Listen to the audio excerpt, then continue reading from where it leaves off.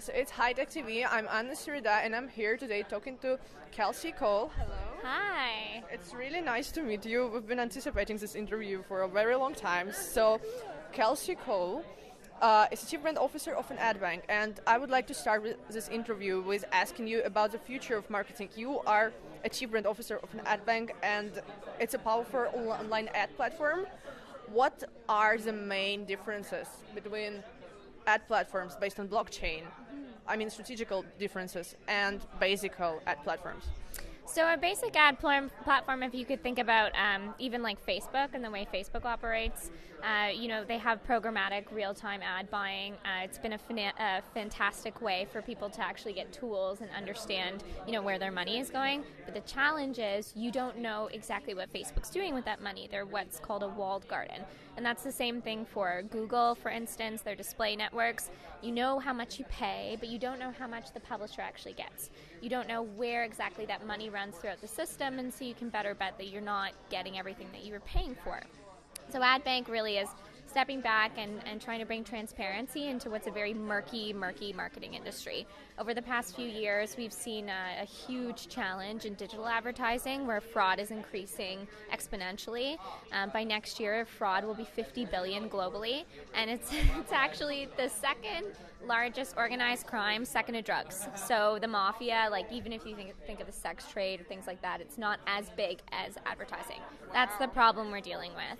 Okay. So AdBank is really using blockchain, which, as we know, is all about transparency, removing the middleman, and Ethereum, which gives us the ability to use smart contracts to make transactions. And then in combination with those things, we're using artificial intelligence so we can properly track all of the transactions within the platform and understand where the fraud is happening. Okay, and as a brand officer, although you're dealing with transparency and very nice things, you have to face people being afraid of new technologies. Yes, yeah. I think anytime you're a pioneer in an industry, you're going to inevitably come up with a lot of challenges. I think one thing that's very exciting is just the numbers. When we talk to chief marketing officers who don't understand a ton about blockchain, but maybe they've heard of Bitcoin, and they can better understand with comparisons like Napster and LimeWire, which we saw in the early 2000s, which are peer-to-peer file sharing systems. When we start to break it down and explain it to them that way, it starts to make more sense. But what really makes them excited is the ability to understand their data. So even if they're not, getting the sale from that advertisement, they know why, and they have the ability to actually to take that back and not just save money, but make better data decisions, and that's what every marketer on the planet wants right now. Okay, you worked in advertising before, right? Yes, I have my own digital advertising agency, and prior to that, I've had a 10-year career in marketing, spanning across public relations and brand marketing, and primarily in cosmetics. So I used to run PR at Revlon Canada until I was seduced by Silicon Valley in that space, and sort of found my foray into tech, working on Richard Branson's Extreme Tech Challenge, which has been a haven for blockchain innovation for the past 3 years. So very excited to be a part of this space. That's amazing. And can you maybe compare your experience in marketing 5 years ago and now? What's the main challenge and what's the main difference right now? Well, I think we're at a very exciting point in marketing at the moment because people they've hit their burning point. We're in the midst of a revolution, and we also have a renaissance on our hands. And when I say we have a renaissance, there's more content creation happening than ever before. So there's so much beautiful content to engage with and consume, so many people creating it. But the challenge then becomes, we're pulling away a traditional supply chain of content, which is, publications, so magazines, television. And as a result, they're losing a lot of those ad dollars. Now, as those ad dollars enter the digital ecosystem, they're starting to disappear to bot fraud and to, untransparent advertising. So we're at the point now where advertisers are standing up and they're saying, we are ready for a change. We're frustrated. We're fed up.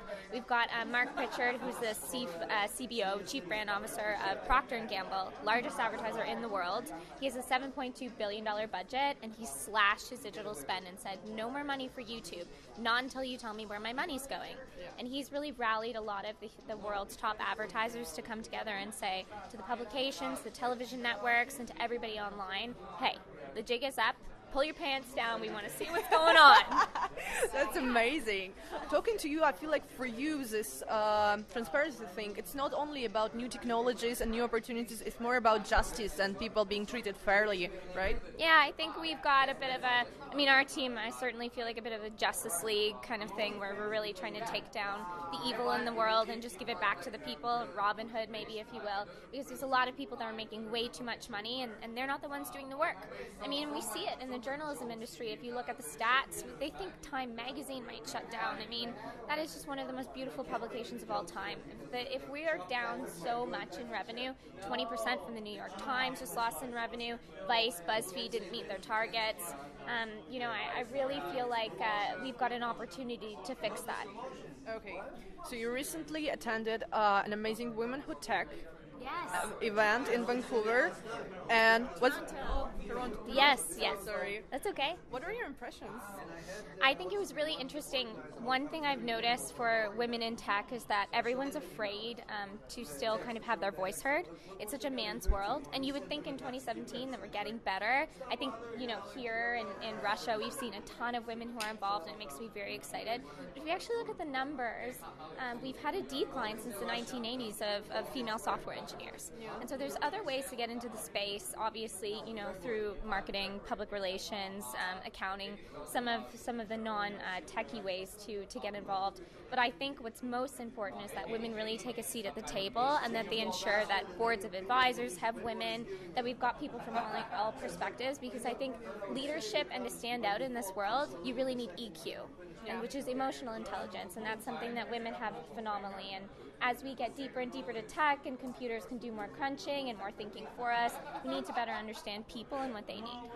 You also posted on Twitter that you were confused when you watched your fellow PR said sexism is so trendy right now on stage in this conference. Yes. And what do you actually think? How misogynistic is the fintech community right now? Well, I think in this particular example, the PR person that was on stage was trying to give you opportunities on how to pitch yourself.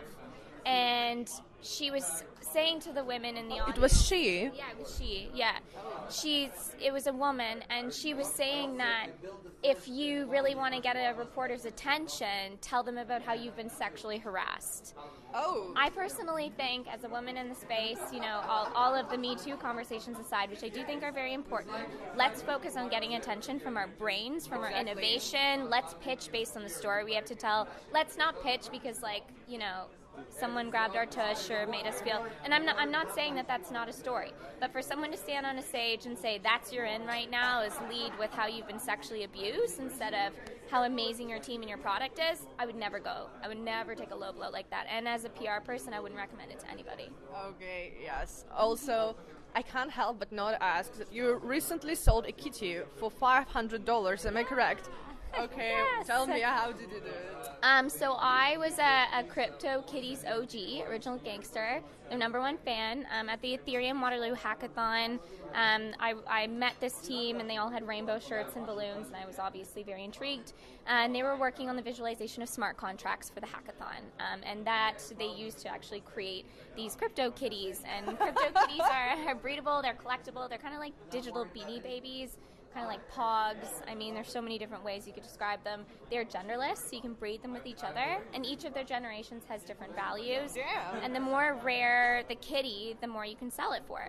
So I was on the alpha and then on the beta right before it went public, and I put in a total of $40 Canadian in Ethereum, whatever that was at the time. And I started to buy them on the marketplace. At the time, I think they were $4 Canadian a kitty. Bought a couple kitties, and then I started to breed them. And you do pay like a gas transaction fee. Yep. They make money by 3.75% goes back to the team, so that's how they make their money. And all of a sudden, I had like 90 kitties, and all of my coworkers were laughing at me, but I did this before I went public because I just knew they were going to be huge. And I've been very tight with the team. We have a wonderful friendship, and as they were trying to get, press and community engagement, they were feeling like pretty down on themselves because it hadn't picked up yet, which is hilarious now. And I gave them my PR list. I've got a really great software. I was able to find everyone that's talked about Ethereum, Canada, technology, globally, anyone who's talked about blockchain. Yeah. And I sent it to them and I was like, here you go, my kitty friends, like, go out into the world. And then all of a sudden, it exploded. Whoa. There was a cat that sold for $112,000. $112,000. Yeah, I've decided to list my co-founder. You do know how to Angela. make money. Yeah, like I didn't sell that cat, but somebody else did. Yeah. I sold one for $500. That's my record. But I'll wake up and like my wallet's growing because you can breed them as well. So you don't have to sell them. You can make money by siring them. Yeah. So I've named all the kitties after my co-founders, and I sire them out and I pit them against each other to see who's going to make more money.